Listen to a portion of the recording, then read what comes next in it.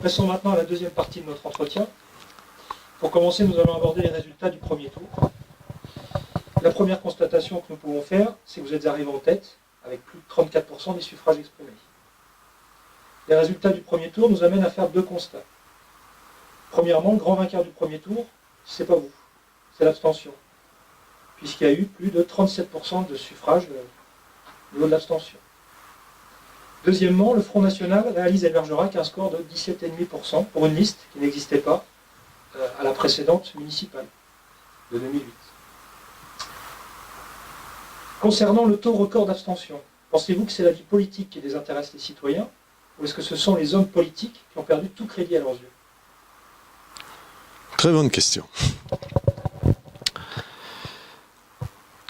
Je crois qu'on a été victime de deux phénomènes. Ce qui se passe au niveau des hommes politiques et dans les derniers temps, ce qui a fait la une de l'actualité concernant des principes, des postures que l'on a pu avoir, où des hommes politiques ont été mêlés à la justice, de manière pas très positive, on peut le dire pour le moins, des affaires qui ont couru, qui les entachent personnellement. Et donc ça, c'est un élément fort. Et bien sûr, les médias le mettent en avant. Et je dirais, ce sur quoi je m'insurge un peu, c'est que on s'aperçoit et on observe et on ne pointe que les trains qui n'arrivent pas à l'heure. Or, la majorité des hommes politiques, c'est absolument pas ce qui nous est montré à voir. Ce qui nous est montré. Ça, c'est le premier élément. Mais, bien sûr, nos concitoyens, par le biais des médias, voient ça tous les soirs et c'est donc présenté ainsi. Donc cela, je pense, provoque dans l'esprit de nos concitoyens, bien sûr, un discrédit de l'homme politique. Ensuite, beaucoup de nos concitoyens avaient porté beaucoup d'espoir sur le président de la République, François Hollande, que j'ai soutenu, que je soutiens toujours, mais de grosses déceptions concernant les attentes de nos concitoyens. Et ces déceptions sont venues, je crois, éloigner bien sûr donc l'image du politique, la déception donc au niveau politique, des actions menées font que cela a éloigné bien sûr nos concitoyens des urnes, donc l'abstention, et aussi amener un vote protestataire qui est venu donc augmenter le pourcentage du Front National. Voilà un petit peu mon point de vue aujourd'hui. Donc une image du politique qui est décrédibilisée, et puis une déception par rapport aux attentes et le changement qui était promis et sur lesquels beaucoup de nos concitoyens espéraient. On est là dans une élection locale, donc vous expliquez cette abstention par un phénomène national. Oui. On peut quand même se poser la question de qu'est-ce que vous n'avez pas fait pendant votre mandat qui n'a pas rassuré justement les électeurs du Bergeracois, qui ne les a pas amenés à voter justement. On est quand même sur quelque chose de local. On est sur quelque chose de local, c'est vrai, mais vous savez, dans l'esprit des gens, de nos concitoyens, au niveau du politique, il y a deux hommes politiques qui comptent. C'est le président de la République et le maire de sa commune. On ne peut pas interroger tous les matins le président de la République, mais on peut facilement interroger tous les matins le maire de sa commune. Et lorsqu'on est dans une situation de souffrance, que ce soit au niveau de l'emploi, au niveau du logement, au niveau de l'éducation de ses enfants, au niveau de l'avenir, d'une certaine manière, eh bien, on interpelle le maire de sa commune. Vous savez, j'ai rencontré au cours de cette mandature plus de 3000 personnes dans le cadre de mes audiences. Et les interrogations, les demandes étaient toutes formulées autour de l'emploi et du logement. Soit de l'emploi, soit du logement, et souvent les deux. Et avec de fortes attentes, c'est-à-dire, monsieur le maire, il me faut du travail, monsieur le maire, il me faut un logement. Et vous comprenez bien, vous savez bien que ce soit l'emploi, bien évidemment est lié à un contexte national, international, et que le maire, au niveau de sa commune, eh bien, n'a pas toutes les manettes pour favoriser, pour développer l'emploi, voire créer de l'emploi. Il ne peut pas embaucher au sein de sa mairie ou au sein de la communauté d'agglomération tous les demandeurs d'emploi du territoire. Ce n'est pas possible. Mais il peut faciliter l'implantation d'entreprises, il peut être un facilitateur. Donc je crois que les gens, et quand on est dans une situation de souffrance, eh bien, on veut tout de suite, on veut la réponse tout de suite. Et c'est ce qu'ils sont venus nous formuler et c'est ce qu'ils m'ont formulé de manière régulière. Avec, bien sûr, mes limites, et puis, pour certains, un sentiment, oui, il me répond, oui, c'est difficile, oui, j'aurais aimé, mais j'ai pas pu, et j'ai pas eu, etc., etc. Donc, c'est très frustrant hein, quand on est donc à cette place d'élu, responsable d'une ville, responsable d'une collectivité, de ne pas pouvoir donner satisfaction et de ne pas avoir les moyens, bien sûr, de pouvoir eh bien, satisfaire ainsi les concitoyens qui sont dans des situations de souffrance. Alors on peut orienter, on peut conseiller, mais vous savez, quand des personnes viennent vous voir, ils ont déjà fait un petit peu le tour de toutes les institutions. Et que le maire, eh bien, c'est celui à qui on demande d'une certaine manière le miracle, quoi. Donc voilà un peu la frustration qui peut être la nôtre. On a évoqué donc les votes extrêmes à ce premier tour, Ouais. qui ont une importance cette fois-ci remarquable. Ouais.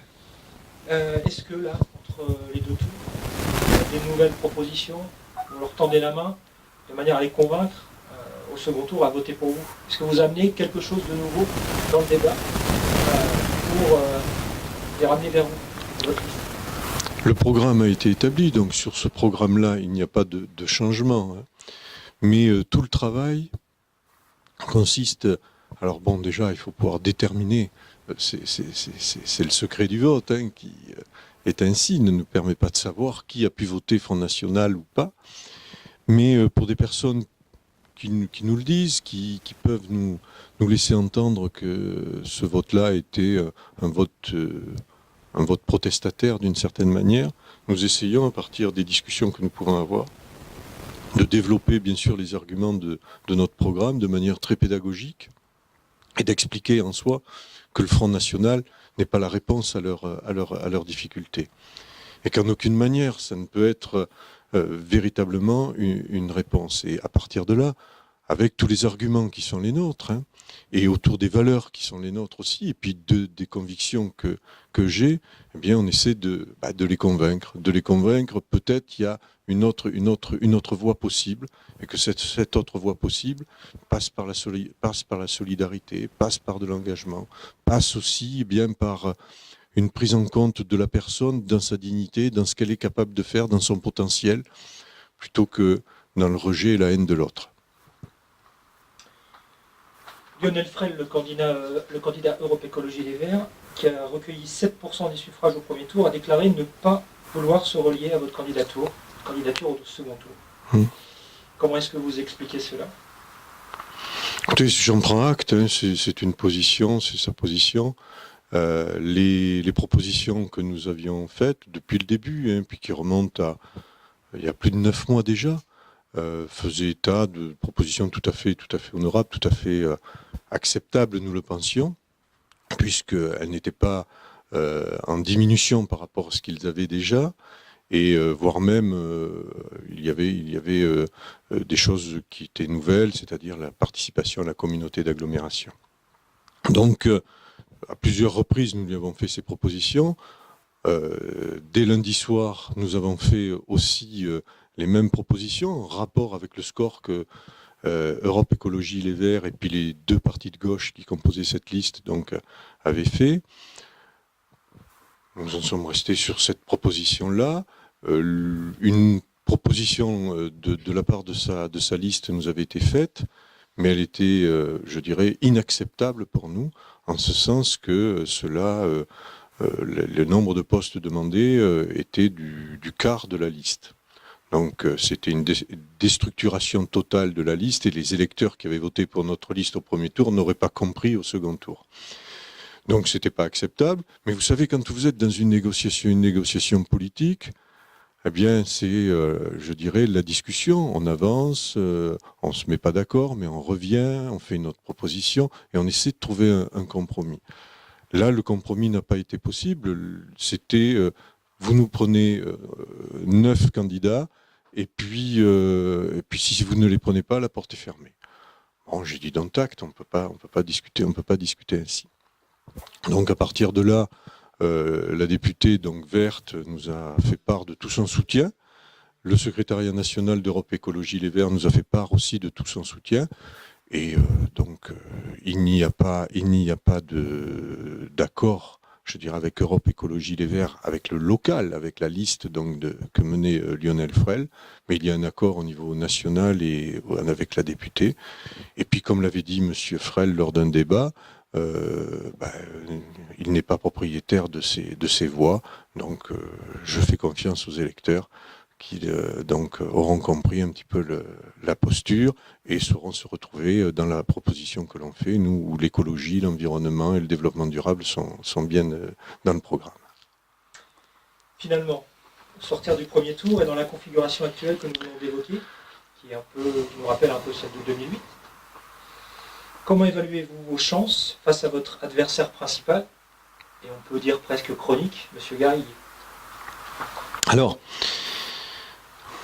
nous arrivons, vous l'avez dit tout à l'heure, nous arrivons en tête dans 19 bureaux de vote sur 20. Donc il y a une dynamique. Cette dynamique, nous entendons l'amplifier. Et nous nous y employons depuis lundi à travailler sur cette dynamique et comment nous pouvons l'amplifier de manière très concrète. En rassemblant toutes les forces de gauche de ce territoire, de cette ville. Donc c'est bien tout le travail que nous menons, donc avec toutes les forces de gauche, de pouvoir se rassembler. Et nous appelons à ce rassemblement. Ensuite, la mobilisation. Mobilisation, c'est, vous l'indiquiez tout à l'heure, près de 40% d'abstention. Donc là aussi, il est important de pouvoir interpeller ceux qui ne sont pas allés voter, les abstentionnistes, en indiquant que le fait d'aller voter, c'est important, et qu'on ne peut pas en faire l'impasse. Donc mobiliser au maximum autour, bien sûr, de nos valeurs et de notre programme. Et dernier point, c'est convaincre. Convaincre encore quelques indécis qui ne savent pas trop pour qui ils pourraient voter, soit Front National, soit pour Daniel Garrigue. Donc là aussi, c'est tout un travail, je dirais, pédagogique, d'explication nécessaire pour essayer de convaincre donc quelques indécis. Donc rassembler donc une large majorité de gauche, mobiliser ceux qui sont abstenus et convaincre. Et c'est ainsi que nous amplifierons cette dynamique que nous avions dès le soir du premier tour afin de gagner donc dimanche. Merci Monsieur Rousseau. Voilà. Merci d'avoir participé. Mais c'était avec plaisir. Merci beaucoup. Merci à vous. C'était avec beaucoup de plaisir.